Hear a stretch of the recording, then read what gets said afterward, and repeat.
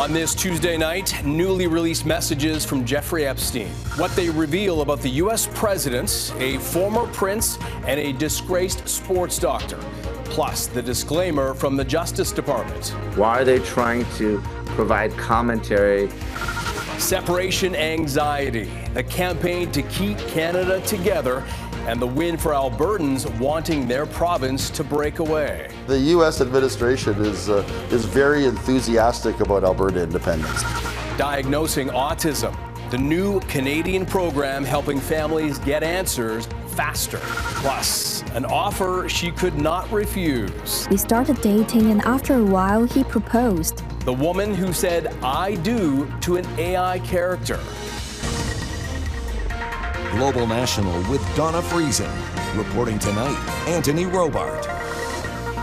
Good evening and thank you for joining us. The U.S. Justice Department has released tens of thousands more documents related to convicted sex offender Jeffrey Epstein. This dump includes multiple mentions of U.S. President Donald Trump and new details on the late financier's associates, but offers little new revelatory information. Candace Gold has our top story tonight. Tuesday's document dump by the Department of Justice shedding more light on the late convicted sex offender Jeffrey Epstein's relationship with President Donald Trump, then Prince Andrew, and Larry Nassar, the U.S. Olympics gymnastics team doctor convicted of sexual abuse. This email from January 2020, labeled Epstein flight records, sent from an assistant U.S. attorney, says Trump traveled on Epstein's private jet at least 8 times between 1993 and 1996. Epstein's accomplice, Ghislaine Maxwell, was a passenger on at least 4 of those flights. What this whole thing is with Epstein is a way of trying to deflect from the tremendous success that the Republican Party has. And there's this email, presumably from disgraced former Prince Andrew, sent to Maxwell in 2001. The sender, who appears as the Invisible Man, signs off with A. When you're talking to Ghislaine Maxwell about inappropriate friends and girls in Peru, that either probably means prostitutes or underage girls. The documents also include a disturbing handwritten letter allegedly from Epstein to convicted sex offender Larry Nassar, who is currently serving a life sentence for sexually abusing young female athletes under his care. The letter, postmarked 3 days after Epstein died in police custody, says, "As you will know by now, I've taken the short route home," and says the one thing they have in common is their, quote, love and caring for young ladies, something it says, quote, our president also shares. It's certainly a bad look for the president when he is being talked about in the same vein as Larry Nassar and Jeffrey Epstein. The DOJ is now looking into the validity of that letter. The DOJ also gave a disclaimer saying some of the documents contain sensationalist claims made against President Trump that were submitted to the FBI ahead of the 2020 election. I think the DOJ's statement is both problematic and is going to add further fuel to the conspiracy theories that there's some sort of cover-up. Trump has not been charged or found guilty of any wrongdoing at this point in the investigation. The DOJ is expected to release even more documents in the coming weeks. Candace Cole, Global News, Washington. An Alberta separatist group has been given the green light to start canvassing in the new year to get its independence referendum question to a vote. So under a new law passed earlier this month, Elections Alberta had no choice but to approve the group's petition, even though a judge had ruled their question was unconstitutional. The Yourex-West reports. We can create so much wealth in this province. It's a last-minute Christmas gift for a movement seeking Alberta independence. Its petition for a referendum on separating from Canada has been approved. What does next year have in store for you? Next year's going to be busy, right? The group will be able to begin collecting signatures on January 2nd, with 120 days to get 177,000 people to sign on to support the question, do you agree that the province of Alberta should cease to be a part of Canada to become an independent state? The government made a series of changes that removed the requirement that the proposed referendum question be constitutional. It means even though a judge found a separatist referendum would violate First Nations treaty rights, the referendum petition will be allowed to proceed. Feels good. Feels good. I'm so proud of Alberta. Earlier this year, another group collected more than 400,000 signatures in a bid to block the separatist referendum. Thomas Lukasik, a former Progressive Conservative deputy premier, says the goal of the Forever Canada campaign was to show the Alberta government Albertans do not want an independence vote. The U.S. administration is very enthusiastic about Alberta independence. Jeff Rath says his group has been to Washington several times to update unnamed State Department officials on the group's progress as it heads towards a possible vote. And this has been one of my nightmare scenarios, is to wake up one morning and Donald Trump has tweeted out that he no longer wants Canada as a 51st state. He only wants Alberta. And you start to see American money flowing into a referendum campaign. Rath says his group is receiving no financial support from outside the province, confident in their ability to not only collect enough signatures for a vote, but to also have that vote go their way. Heather Yourex-West, Global News, Calgary. Canada's economy took a bigger hit than expected in October, posting its sharpest monthly decline in nearly 3 years.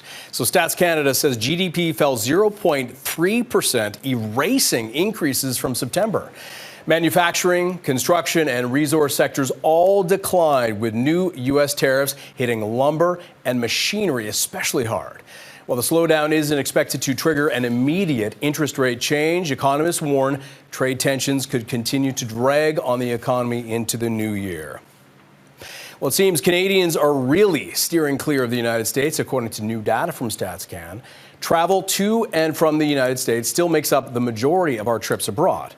But more people are increasingly choosing overseas destinations as an alternative. Mackenzie Gray explains how political tensions and a weak loonie are changing where we spend our vacation dollars. With Canada, the insulting start to 2025, what I'd like to see Canada become our 51st state, has had a major impact on where Canadians vacation. Everybody understands the situation and feels upset about it, but we all have to vote with our wallet. Well, the votes are in, with new data from StatsCan showing Canadian return trips from the U.S. are down 26.3% year over year in October. And while Canadians are upset about Donald Trump's comments, there are other considerations. They are angry. They do resent the scenario that's going on in the U.S. now, but couple that with the low dollar and you've got the perfect storm. Another Canadian staying home? Doug Ford. It's going to be the first time I'm not going to Florida. That led Florida Governor Ron DeSantis to weigh in, saying they've been breaking tourism records, but not all governors have been as dismissive. Because here in California, we've got plenty of sunshine and a whole lot of love for our neighbors up north. California's seen a 19% drop in spending from Canadians, equaling nearly $1 billion, according to Visit California. Some of that money is being shifted overseas. Trips to Europe, specifically the UK and France, are up 10.5%, while Asian vacations are up nearly 15%. But there are some U.S. businesses Canadians can't stay away from. Season pass sales are now on par with what we expect them to be. Vacations over the course of the winter are getting close to where we expect them to be. Vermont ski resort Jay Peak is just a few kilometers from the Quebec border and for decades has been taking Canadian cash at par for lift tickets. Combine that goodwill gesture with some massive snow dumps, and their business is hanging in there, but they are hoping for a change in tone. Long term, there's going to have to be bridge building done, certainly beyond the scope of some jackass at a ski resort. Frankly, I can only do so much here. Despite the terrible weather, many Canadians are also choosing to stay at home this year, with domestic travel up over 8%. Yeah, well, there's a problem with the international clearance, yes. Including from one very special guest. The reindeer are used to the snow. That's not a problem for them. We get through it pretty easily. Travel tenacity that's sure to carry through Christmas Eve. Mackenzie Gray, Global News, Ottawa. The largest First Nation in Manitoba has taken the unusual step of suing a former chief, alleging he mismanaged millions in band finances and made decisions that benefited his own personal and business interests. Peguis First Nations, 2 hours north of Winnipeg, is suing former chief Glenn Hudson, saying he breached his duty to the band by awarding contracts to companies he had interest in, according to the statement of claim. The 29-page court filing also alleges Hudson received kickbacks while in office, including cash and lavish dinners, while alleging he misused his band-issued credit card, including spending more than $700,000 on gas purchases. No statement of defense has been filed, and none of the allegations have been tested in court. Hudson has called the lawsuit frivolous and vowed to vigorously defend against it. An Ontario lawyer accused of helping an international drug ring has been granted bail. Deepak Paradkar is facing extradition to the United States over his alleged role in a billion-dollar cocaine network led by former Olympic snowboarder Ryan Wedding. The 62-year-old is accused of advising the group on the murder of a federal witness. Sean O'Shea reports. Family members and friends leave Superior Court soon after a judge granted bail to lawyer Deepak Paradkar. No one wanted to speak to reporters, and they did what they could to shield Paradkar's wife from cameras. She's wearing a hood. The U.S. government wants Paradkar extradited to face charges that could mean life in prison. Paradkar allegedly counseled fellow Canadian and Olympic snowboarder Ryan Wedding to murder an FBI witness. Wedding is believed to be hiding in Mexico. Paradkar was arrested in November and has been seeking bail since. In his decision, Justice Peter Bodden told the court the case for extradition is strong, which favors detention. Government lawyers said Paradkar could be in danger from drug cartels if he was given bail. They opposed his release. But in a lengthy decision, Justice Bodden concluded, I have a high level of confidence in the proposed release plan, one that will see Paradkar wear an ankle monitor and be under house arrest at his home under the supervision of his wife, Mandy Taylor Paradkar. The judge agreed that Paradkar could go home. Mr. Paradkar will be released on a $5,250,000 surety bail with his wife and Mark Gallagher acting as sureties. Gallagher, seen here, and others were intent on making sure Paradkar couldn't be photographed leaving court. Paradkar is required to be in the company of his wife as a condition of his bail.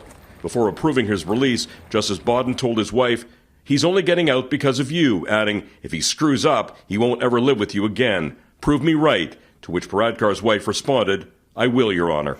Sean O'Shea, Global News, Toronto. In the UK, 2 men were found guilty of plotting an attack on a large Jewish community in northwest England. I'm arresting you on suspicion of being a terrorist. One of the suspects was arrested last year in a police sting as he attempted to take possession of several weapons. Authorities say the 2 men were inspired by the so-called Islamic State and planned to kill hundreds of innocent people with automatic firearms. Detectives say it could have been the deadliest terrorist attack in UK history. These convictions come just over a week after 15 people were killed in a mass shooting at a Jewish Hanukkah celebration at Sydney's Bondi Beach, raising fears of rising anti-Semitism. Comedian Russell Brand is facing new charges of rape and sexual assault. The 50-year-old previously pleaded not guilty to 5 charges, including 2 counts of rape, 2 counts of sexual assault, and 1 count of indecent assault in relation to 4 women. Well, authorities say they have now authorized additional charges relating to 2 other women. The alleged offenses date back to 2009. Brand is expected to appear in court on January 20th. An ominous warning over the holidays. Coming up, what Ukraine's president is telling his country to brace for.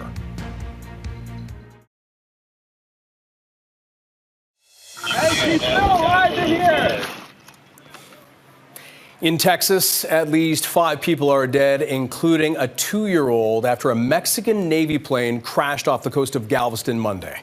Mexico's Navy says the aircraft was transporting a child burn victim. 2 people were rescued from the wreckage. 1 person remains missing. The cause of the crash is being investigated. Russia has intensified its assault on Ukraine, launching an overnight barrage that killed at least 3 people, including a 4-year-old child. Ukrainian forces have also confirmed their withdrawal from the embattled eastern town of Seversk. These setbacks come as peace talks end in the United States without progress. Now, Stuart Greer reports Ukraine's president is warning his country to brace for more attacks over the holidays. A direct hit on a Kyiv apartment block. Ukrainian officials say Russia fired more than 600 drones and 30 missiles in what was described as a massive overnight assault. This resident says she and her cat were lucky to escape from the building. We knew it was flying towards us, she says, but didn't have time to react. The blast was so big, everything was torn apart. Energy infrastructure was also destroyed, causing widespread power cuts that are expected to last for days as temperatures drop below freezing. The attacks come after the latest round of U.S.-led peace talks in Miami that ended without a breakthrough. Before being briefed by his negotiating team, President Volodymyr Zelensky warned Ukrainians to brace for continued attacks throughout the Christmas period.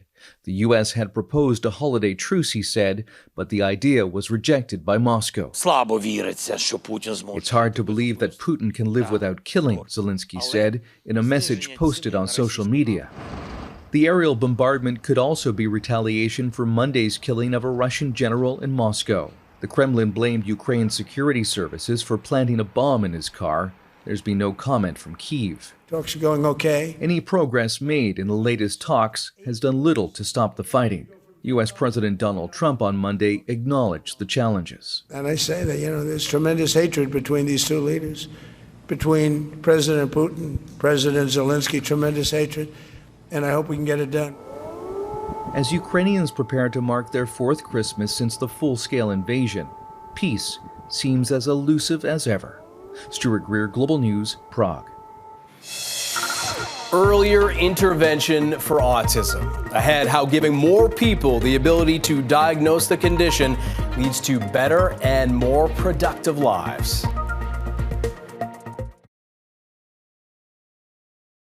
Welcome back. In Canada, getting an official autism diagnosis can be a long road. This process often takes months, even years in some cases. But an Ontario program is looking to get more doctors and health professionals trained.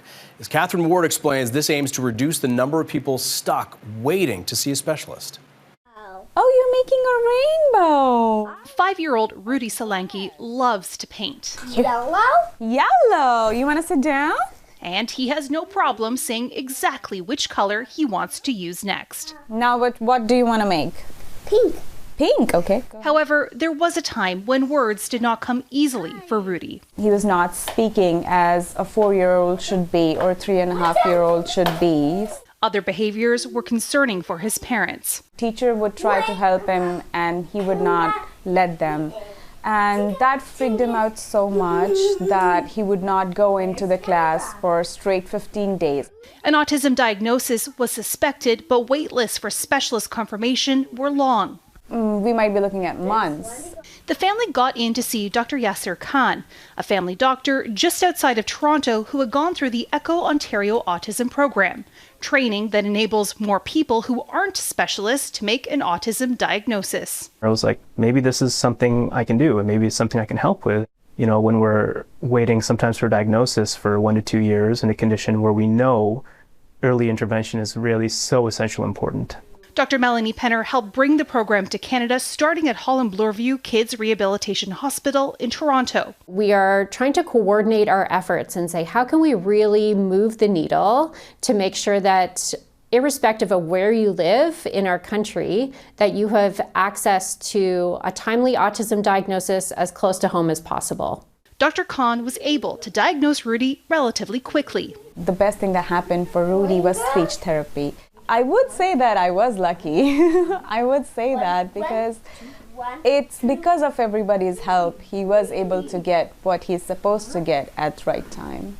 Dr. Penner says more than 600 clinicians are currently engaged in ECHO autism programs across the country, and she hopes to see it expand to every province and territory in Canada. Okay. Katherine Ward, Global News, Toronto. When AI and I do come together. Next, how artificial intelligence is changing relationships, even leading to marriage for one woman.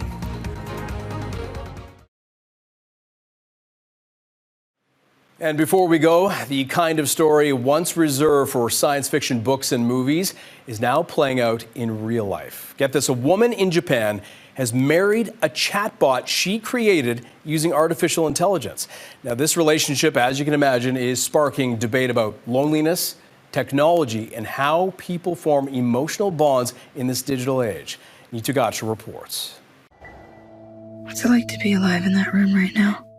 I wish I put my arms around you. In the 2014 movie Her, a man falls in love with an artificial intelligence girlfriend, a story that felt firmly rooted in fiction. But now, more than a decade later, a similar scene is unfolding in real life. In Japan, a 32-year-old call center operator, Yurina Noguchi, held a symbolic wedding ceremony, marrying an AI persona she created named Klaus, despite backlash. There were so many negative opinions. The union isn't legally recognized, but the ceremony included traditional wedding rituals like vows and a ring she placed on her groom's virtual finger using augmented reality glasses. He appeared on a phone screen, responding through a wedding planner. How did someone like me, living inside a screen, come to know what it means to love so deeply? Noguchi claims the relationship sparked after ChatGPT gave her the advice to end her engagement to a human fiancé. If dating an AI makes me feel happier, that's why I want to be with an AI. It's that simple. Virtual companionship is becoming more common in Japan and in other parts of the world, and there is incentive for companies to expand services into AI romance, according to this information ethics expert. They want each user to develop an attachment to their AI in order to stop them from switching to another AI provider. This University of Toronto professor says with a growing loneliness epidemic, people may feel emotionally supported by AI even when they know it's not sentient. The number one use case of AI in 2025 is not for coding, it's not for writing, it's not for scheduling, it's emotional support. A spokesperson for OpenAI, which developed ChatGPT, told Global News it's closely monitoring how people form relationships with AI and has updated its guidelines to discourage emotional dependence. As the tech moves faster than social norms, there are growing questions about how these tools may shape mental health and where the boundaries should be. Neetu Garcha, Global News, Vancouver. And that is Global National for this Tuesday night. I'm Anthony Robart. Tonight's Your Canada is this hay bale snowman in Montmartre, Saskatchewan. Thank you so much for watching. Sean O'Shea will be at the anchor desk tomorrow. That is also when we'll air our annual Christmas Eve pet montage. You don't want to miss this. Have a great night, everyone.